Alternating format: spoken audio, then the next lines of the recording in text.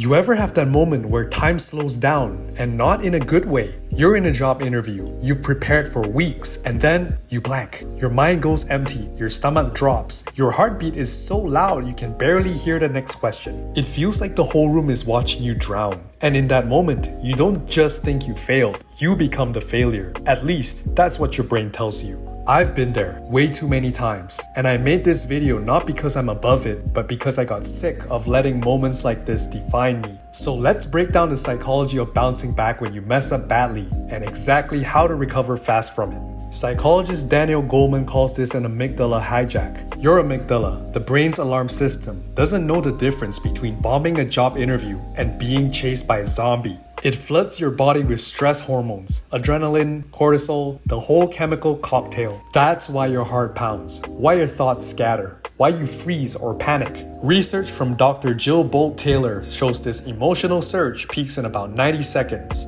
If you don't feed it with more anxious thoughts, it starts to fade. But here's the thing, sometimes you don't have 90 seconds. Sometimes it's a split-second decision, like blanking in a job interview or freezing mid-presentation. Later in this video, I'll give you specific ways to handle those moments when you can't just sit there and wait it out. But first, we need to understand what's happening in your brain when the spiral begins. First, pause. Give it 90 seconds. Don't talk. Don't react. Just breathe. Your stress response literally times out if you don't keep fueling it. Second, name it. Studies show that labeling what you feel, like saying I'm embarrassed or I'm anxious, actually calms the emotional center of your brain. It's like sticking the feeling in a box so it stops running the show. Finally, move. Stand up, shake out your hands, change your posture. Movement tells your body the crisis is over and your nervous system listens. Once you've slowed the spiral and brought some clarity back, your brain is ready for the next step. How you treat yourself. Because here's the thing, the way you respond to yourself right after failure determines whether you keep learning or shut down. Dr. Kristin Neff's research on self-compassion shows something wild. Beating yourself up doesn't make you tougher, it actually makes you quit sooner. Self-compassion does the opposite. It regulates stress hormones, builds emotional resilience, and keeps you learning instead of shutting down. Think about it. You'd comfort your friend after they messed up. So why turn on yourself? Show yourself the same kindness and compassion. Being kind to yourself sets the stage for learning. If you beat yourself up, your brain shuts down. But if you treat yourself like someone worth rooting for, you can actually see your failures as what they are, information. And that's where the growth mindset comes in. Psychologist Carol Dweck calls this a growth mindset. The idea is simple. Failure isn't about who you are, it's just information. Every mistake tells you something. The more you try, the more you learn, and the better your chances of winning are. Students who see mistakes as lessons, not proof they're not good enough, improve way faster than those who don't. If you messed up a job interview or a date 9 times, that's 9 lessons the people who never try don't get.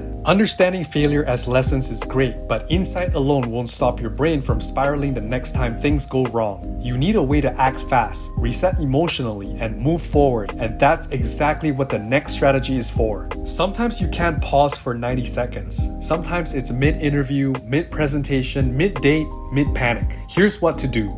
First, ask for space. If you blank out in an interview, say it out loud. Could you repeat the question? Or, give me a second to gather my thoughts. This isn't weakness, it's control. It buys you breathing room so the panic doesn't win. Second, stop the spiral. Even 5 seconds of slow breathing or labeling the emotion out loud, like I'm nervous, interrupts the brain's alarm system enough to bring back clarity. Third, change your perspective.